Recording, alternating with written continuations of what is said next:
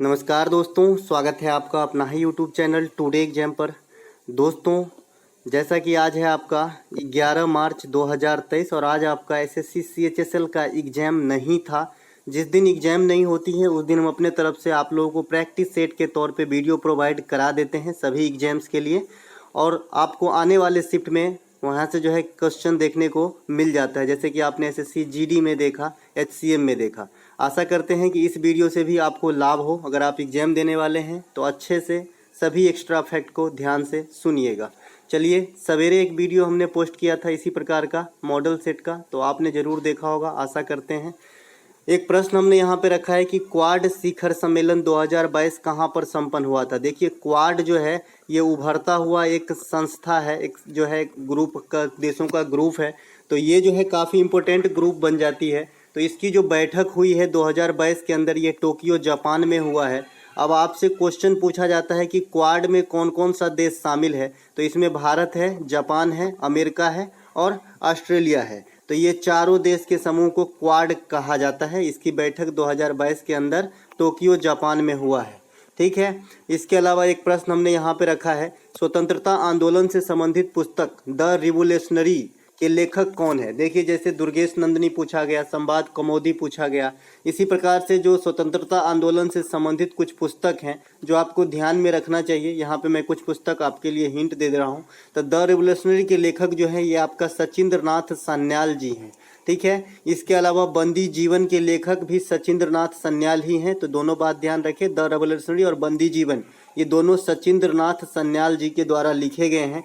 संवाद कौमुदी जो है ये राजा राम मोहन राय के द्वारा लिखा गया है। राजा राम मोहन राय के ही प्रयास से 1829 ईस्वी में लॉर्ड विलियम बेंटिक के द्वारा जो है सती प्रथा का अंत किया गया था। राजा राम मोहन राय ब्रह्म समाज के संस्थापक भी हैं, है ना। 1828 ईस्वी में करते हैं, और कहाँ पर करते हैं तो कोलकाता के अंदर करते हैं। ठीक है। ये सभी बात राजा राम मोहन राय के रिगार्ड में याद रखेंगे। साथ ही साथ आधुनिक भारत का अग्रदूत कहा जाता है या पिता कहा जाता है राजा राम मोहन राय को। दुर्गेश नंदिनी के लेखक बंकिम चंद्र चटर्जी है। आपने आनंद मठ का नाम सुना होगा, जहाँ से हमारा राष्ट्रीय गीत प्रेरित है, वंदे मातरम। तो ये भी जो है आपका कौन लिखे हैं, आपका बंकिम चंद्र चटर्जी ही लिखे हैं। इसके अलावा नेशन राष्ट्र, इनके लेखक गोपाल कृष्ण गोखले साहब हैं। इसके अलावा अभ्युदय पत्रिका के लेखक मदन मोहन मालवीय साहब हैं, तो इन्हें भी ध्यान रखें। इसके अलावा इंडियन मिरर के लेखक केशव चंद्र सेन हैं। नील दर्पण के लेखक दीन बंधु मित्रा हैं। अनहैप्पी इंडिया काफ़ी बार पूछे जाते हैं, अनहैप्पी इंडिया, तो लाला लाजपत राय के द्वारा लिखा गया है आपका unhappy India. Lala Lajpat Rai Simon commission के विरोध जब कर रहे थे तो उसी विरोध के दौरान इन्हें चोट लगी और बाद में मृत्यु का कारण बना था। ये बात भी ध्यान रखेंगे। इंडिया डिवाइडेड के लेखक डॉक्टर राजेंद्र प्रसाद है। अब साइमन कमीशन की बात आई है तो ये बनती है दोस्तों 1927 में, और भारत आती है 1928 में। तो ये डिपेंड करता है कि आपसे साइमन कमीशन में क्या पूछा जा रहा है कि कब बनी तो 1927 में, और भारत कब आई तो 1928 में। इसे गोरों का कमीशन कहा गया था क्योंकि इसमें किसी भारतीयों को शामिल नहीं किया गया था। इसके अलावा एक प्रश्न यहाँ पे है, संयुक्त राष्ट्र संघ सुरक्षा परिषद के अस्थायी सदस्यता सबसे अधिक बार किस देश को मिला है। देखिए, 1 जनवरी 2023 को, क्योंकि करंट अफेयर आपको अगस्त से लेकर जो है जनवरी लास्ट तक के जो है पूछे जा रहे हैं, तो 1 जनवरी 2023 को 5 देशों ने जो है आपका यूएनओ का जो है अस्थायी सदस्यता के रूप में जो है अपना नॉमिनेशन करवाया है। तो ये क्वेश्चन इंपॉर्टेंट हो जाती है। तो सबसे अधिक बार जो अस्थायी सदस्य के रूप में चिन्हित किए गए ये आपका जापान है। जापान 12 बार संयुक्त राष्ट्र संघ के अस्थायी सदस्य रहे हैं। अगर आपसे कोई पूछे कि भाई संयुक्त राष्ट्र संघ के अस्थायी अध्यक्ष का कार्यकाल कितने साल का होता है, तो 2 साल का होता है। और जो अस्थायी अध्यक्ष होते हैं तो नाम से ही स्पष्ट है भाई, अस्थायी है, कभी न विघटित होगा। 8 बार जो है भारत भी अस्थायी सदस्य के रूप में चुने गए हैं, और 31 दिसंबर 2022 को भारत की जो है अस्थायी सदस्यता समाप्त हुआ है, 8वां। ठीक है। इसके अलावा संयुक्त राष्ट्र संघ के 5 अस्थायी सदस्य, इनके नाम आपको याद रखना चाहिए, इंग्लैंड, फ्रांस, रूस, चीन और अमेरिका। ठीक है। ये सब बात आपको ध्यान रखना है। एंटोनियो गुतेरस वर्तमान में इनके महासचिव हैं, है ना।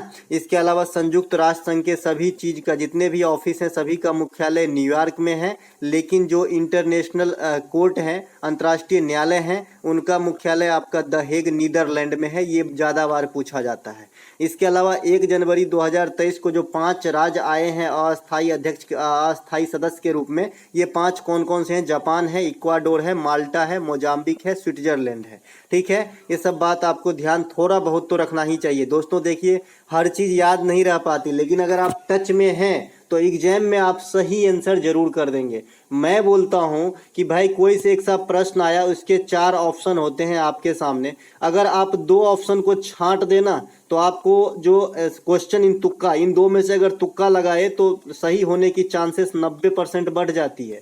तो पढ़ा हुआ कभी भी बेकार नहीं जाता है, चाहे आप किसी भी चीज़ से पढ़िए, ऑफलाइन ऑनलाइन, किसी भी चैनल, किसी भी यूट्यूब, किसी भी टीचर से, है ना। पढ़ाई काफ़ी इम्पोर्टेंट है और सफलता का एकमात्र सूत्र है पढ़ाई, पढ़ाई और पढ़ाई। इसके अलावा कोई भी शॉर्टकट काम नहीं करता है। ठीक है, भारतीय रिजर्व बैंक ऑफ इंडिया का किस आयोग के तहत गठन किया गया था? ये आपका जीडी में पूछा गया था। तो आरबीआई आपका प्रचलन में है, तो यहाँ से आरबीआई से संबंधित मैं सभी फैक्ट आपको दूंगा, ताकि आपको अगर आरबीआई से क्वेश्चन आए तो कोई भी क्वेश्चन नहीं छूटे। तो सबसे पहले आरबीआई की स्थापना हिल्टन यंग आयोग के द्वारा जो मतलब संस्तुति पे किया गया था। देखिए, एक विज्ञान में भी थॉमस यंग नामक वैज्ञानिक है। ठीक है, थॉमस यंग नामक वैज्ञानिक विज्ञान में भी है ना। ये व्यक्तिकरण का सिद्धांत दिया था। व्यक्तिकरण आप जानते हैं ना, प्रकाश की होती है, तो ये व्यक्तिकरण का सिद्धांत दिया था थॉमस यंग। ठीक है, और ये है आपका हिल्टन यंग आयोग, इसके तहत आरबीआई की स्थापना हुई थी।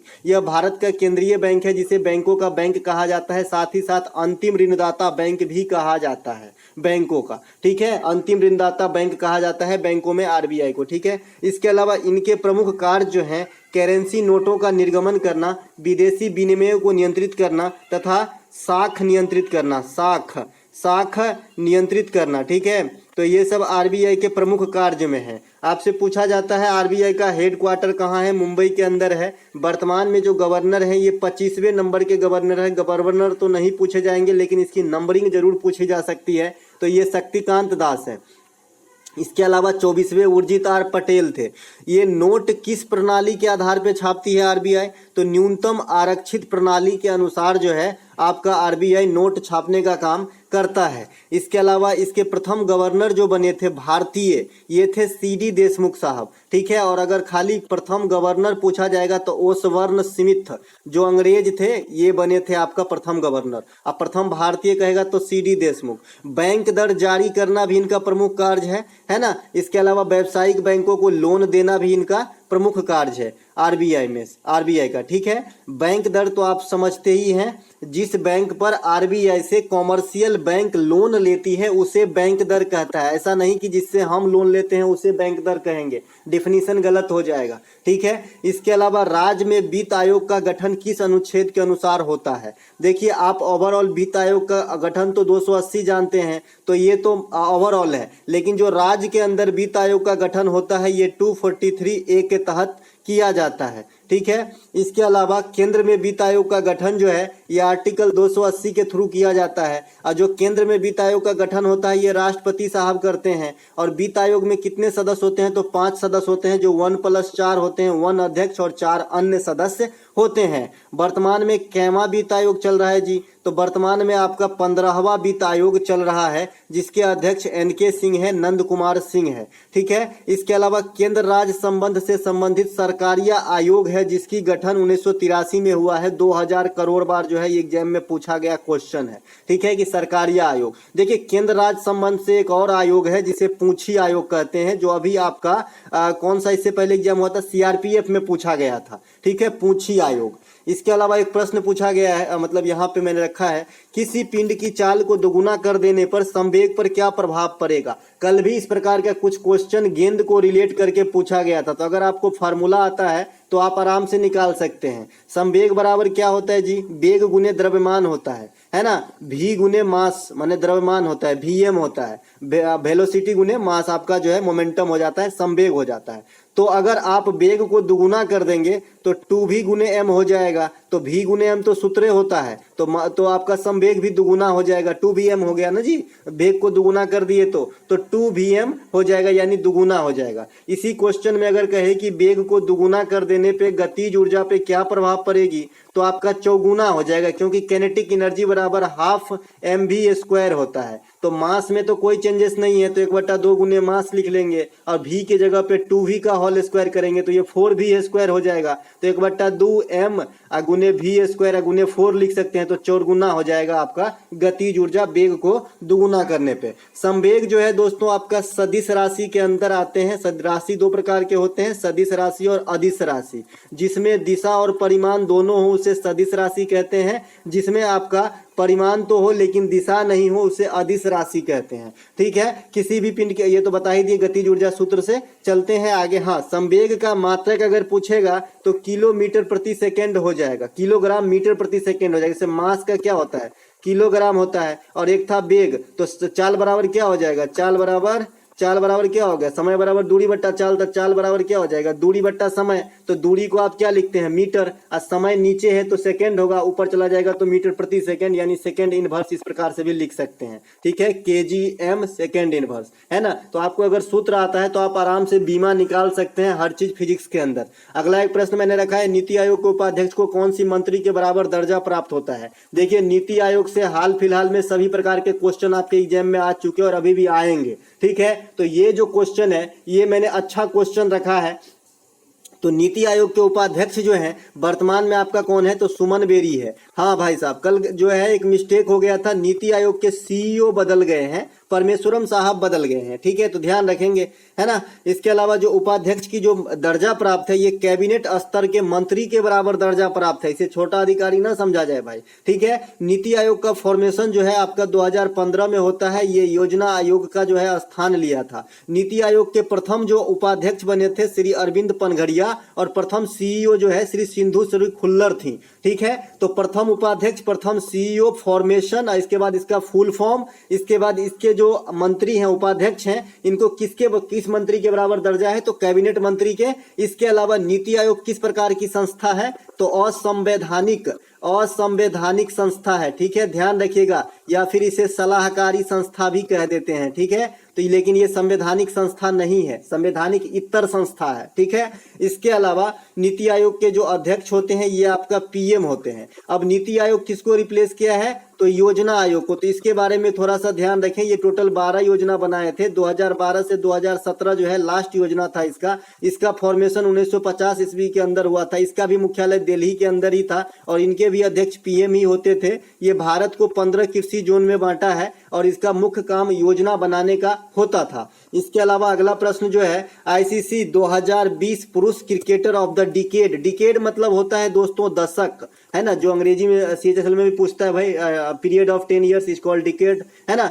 तो इसे किसे सोबर गारफील्ड सोबर्स पुरस्कार दिया गया था 2020, यानी यूं कहे साधारण भाषा में तो 20वीं सदी के लिए, है ना, 20वीं सदी के दशकों के लिए किसे जो है सर्वोच्च आईसीसी ने क्रिकेटर का पुरस्कार दिया था। ये क्वेश्चन सीजीएल में पूछा गया है, तो ये आपका विराट कोहली को दिया गया था। ठीक है, वहां पे बड़े बड़े महारथी के नाम थे लेकिन ये आंसर जो है विराट कोहली है। 20वीं सदी के क्रिकेटर ऑफ द दशक बने विराट कोहली। आईपीएल में अब तक सबसे अधिक रन विराट कोहली ही लगाए हैं, तो ये बात भी आपको ध्यान रखना है। देखिए दोस्तों, आईपीएल से संबंधित अभी तक जो है आपके सीएचएसएल में क्वेश्चन नहीं आए हैं, लेकिन आएंगे जरूर। आईपीएल और एक अभी डब्ल्यूपीएल चल रहा है, इसके बारे में मैं सवेरे चर्चा कर लिया था, वुमेन्स प्रीमियर लीग। इसके स्पॉन्सरशिप आपको याद रखना है, टाटा कर रहे हैं और 5 टीम भाग ले रहा है। कहां पे इसके मैच हो रहे हैं, तो मुंबई के डीवाई पाटिल और बिरबन स्टेडियम यानी वानखेड़े स्टेडियम में डब्ल्यूपीएल हो रही है। ठीक है, तो आईपीएल का जो नेक्स्ट सेशन होगा यानी 2023 में ही होगा, तो ये 16वां सेशन होगा।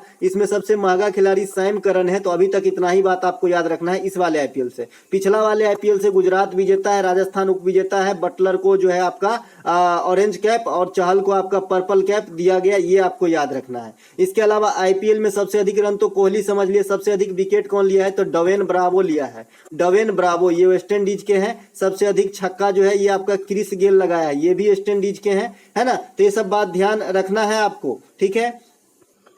अगला प्रश्न की तरफ चलते हैं। पखीरा लोकगीत किस राज्य से संबंधित है? देखिए लोकगीत जो सीएचएसएल पूछ रहा है ये ज्यादा लोकप्रिय नहीं पूछ रहा है, जो किसी रीजन बैज में गाया जाता है या होता है ऐसे ही लोकगीत आपसे जो है पूछे जा रहे हैं। लेकिन जो शास्त्रीय नृत्य है वो एज इट इज पूछे जा रहे हैं। तो शास्त्रीय नृत्य मैंने बता ही दिया भाई, मोहिनीअट्टम है, कथकली है, कुचिपुड़ी है, कथक है, मणिपुरी है, सतरिया है, ओडिसी है, और एक आपका कौन सा छूट रहा है जी, है ना, मोहिनीअट्टम कथकली, इसके बाद कथक, मणिपुरी, सतरिया, ओडिसी, और एक और छूट रहा है, अभी स्मरण नहीं आ रहा है, कुचिपुड़ी, है ना, कुचिपुड़ी। तो ये जो आपका नृत्य है ये आपको ध्यान रखना है, जो शास्त्रीय नृत्य है ना।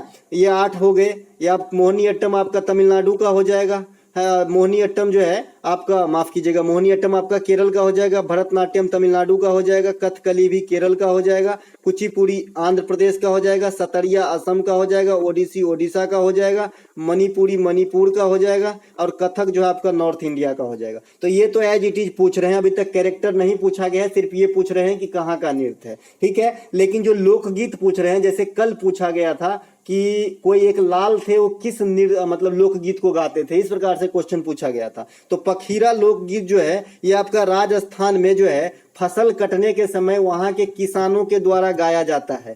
ये क्वेश्चन सीएचएसएल 2020 में पूछा गया है, मैं वहीं से इसे उठाया हूं, ठीक है। पंडवानी जो है ये आपका छत्तीसगढ़ के हैं जो है लोक गायन, तो ये तो काफी पॉपुलर है, ये तो आप आराम से कर लेंगे। कजरी ये भी काफी पॉपुलर है, ये आपका उत्तर प्रदेश में जो है गाया जाता है कजरी। इसके अलावा एक सोरा मतलब लोक गायन है, ये भी आपका यूपी के बुंदेलखंड वाले इलाके में फसलों के कटने पे ही गाया जाता है, ठीक है। अब फसलों से बात आई तो एक नौखाई त्योहार होता है आपका उड़ीसा के अंदर, ये भी फसल कटने के दौरान ही होती है, ठीक है। इसके अलावा जो आपका उड़ीसा में एक और त्योहार है जो आपसे पूछा जा सकता है, गोटीपुआ नृत्य। ये नृत्य है जी, है ना, गोटीपुआ नृत्य है, ये आपका उड़ीसा से संबंधित है। जैसे कल कलबेलिया पूछा था, कलबेलिया जो आपका राजस्थान का है कल पूछा था, तो अगला चांस जो है गोटीपुआ पे रहेगा, क्योंकि जो है ये भी थोड़ा सा टेढ़ा नाम लग रहा है। इसके अलावा एक प्रश्न जो है यहाँ पे, तुलु राजवंश की राजधानी कहाँ थी? तो विजयनगर थी। देखिए विजयनगर एक कोई वंश नहीं था, विजयनगर एक साम्राज्य है,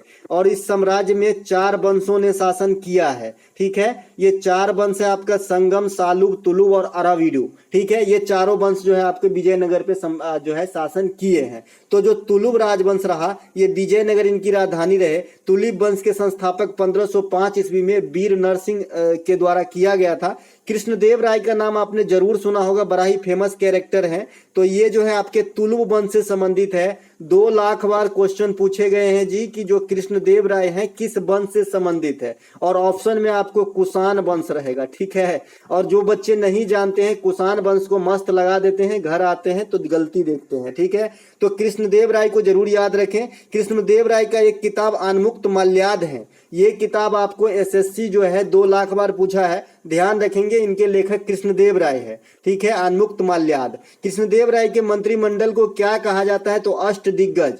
और शिवाजी के मंत्रिमंडल भी पूछा जाता है तो अष्ट प्रधान कहा जाता था। अकबर के मंत्रिमंडल को नवरत्न कहा जाता था। चंद्रगुप्त द्वितीय यानी विक्रमादित्य के मंत्रिमंडल को भी नवरत्न कहा जाता है। तो ये चारों के मंत्रिमंडल को जरूर याद रखें, अकबर और विक्रमादित्य के नवरत्न, शिवाजी के अष्ट प्रधान, और कृष्णदेव राय के जो मंत्रिमंडल थे अष्ट दिग्गज। मंत्रिमंडल कहने का मतलब जो इनके दरबार में कवियों का समूह हुआ करता था। इसके अलावा विजयनगर साम्राज्य की स्थापना कौन की है? हरिहर और बुक्का। ये कब किए हैं? ये भी एक एग्जाम में पूछा गया, 1336 ईस्वी में किए हैं, ध्यान रखेंगे। इसके अलावा 4 वंश जो अभी मैं मौखिक रूप से बताया जो विजयनगर पे शासन किए, संगम, सालुब, तुलुब, अराविडु, ठीक है। तो ये बात भी ध्यान रखेंगे। इसके अलावा चक्रवात में केंद्र की दाब किस प्रकार की होती है? ये आपका ज्योग्राफी सेक्शन से क्वेश्चन है। तो जो चक्रवात आती है ना दोस्तों, उसके केंद्र में निम्न दाब आती है। मान लीजिए ये है आपका पूरा समुद्र और ये है स्थल, तो तो चक्रवात जो आता है वो स्थल को प्रभावित करता है, इधर के तरफ आता है। तो केंद्र में निम्न दाब होगा तभी न झटका इधर के तरफ लगेगा। केंद्र में अगर हाई दाब कर दिए तो यहाँ की जल स्तर तो गहरा हो जाएगा, तो जल उल्टा ना आने लगेगा। तो इसीलिए तो ये समझने की, याद करने की भी जरूरत नहीं है ना। जैसे आप एक लोटा पानी लीजिए और उसमें अपना हाथ डालिए तो जल ऊपर ना आएगा जी। तो आपने दाब जो है आप नीचे की तरफ लगाया है, तो अगर केंद्र में दाब ज्यादा हो जाए, आपने दाब लगाया है तब ना ऊपर की तरफ आया है। तो अगर केंद्र में निम्न दाब है तो बाहर की तरफ आता है, और केंद्र में अगर हाई दाब है तो जगह खाली होगा तो जल उल्टा ही जाने लगा, यानी चक्रवात की जो दिशा है उल्टी हो जाती है। तो चक्रवात में केंद्र में निम्न दाब होता है और प्रति चक्रवात में केंद्र में जो है दाब उच्च हो जाता है। तो दोनों बात ध्यान रखेंगे, ठीक है। इसके अलावा चक्रवात जो है उत्तरी गोलार्ध में विपरीत दिशा चलती है। अगर उत्तरी गोलार्ध नहीं समझ में आता है तो जो हवा की दिशा होती है ना उससे विपरीत चलती है आपका चक्रवात, ये बात भी ध्यान रखेंगे। टर्नेडो, हरिकेन और टाइफून जो है ये आपका चक्रवात के प्रकार है, जिसमें हरिकेन अमेरिका वगैरह में काफी आते हैं, पेड़ पौधे उखड़ जाते हैं। और टाइफून जो है आपका ये दक्षिणी चीन सागर में आता है, ठीक है। टाइफून जो है दक्षिणी चीन सागर में और जापान के कुछ पार्ट में भी आते हैं, ये भी क्वेश्चन आपसे पूछा गया है। इसके अलावा जनगणना 2011 के अनुसार भारत में सर्वाधिक दूसरा कम जनसंख्या राज्य किसकी है? देखिए किस राज्य की है, माफ कीजिएगा। देखिए सबसे कम जनसंख्या तो आप जानते हैं कि भाई सिक्किम का है, लेकिन सेकंड जो सबसे कम जनसंख्या ये मिजोरम की है। सिक्किम की जनसंख्या कितना कम है आप अंदाजा लगा सकते हैं, 0.05% के समतुल्य है, ठीक है। इसके अलावा सबसे अधिक जनसंख्या आपका उत्तर प्रदेश का, ये तो सभी जानते हैं। सबसे अधिक लिंगानुपात साक्षरता, ये दोनों में केरल अव्वल है, ये भी जानते हैं। सबसे कम लिंगानुपात जो है आपका हरियाणा का है, सबसे कम साक्षरता आपका बिहार का है। आज पूछा गया था कि सबसे ज्यादा गरीब राज्य कौन सा है, तो ये भी बिहार ही हो जाएगा, ठीक है। लेकिन सबसे ज्यादा जनसंख्या घनत्व तो बिहार में है, तो ये बात को भी ध्यान रखें। अगला एक प्रश्न है, निम्नलिखित घटनाओं को उसके उचित काल क्रमानुसार से मिलन कीजिए। देखिए इस प्रकार के क्वेश्चन आपको 4 ऑप्शन देते हैं, फिर यहाँ पे 4 गो ईस्वी देते हैं और आपको मैच करना होता है। इस प्रकार के प्रश्न पूछे गए हैं, ठीक है।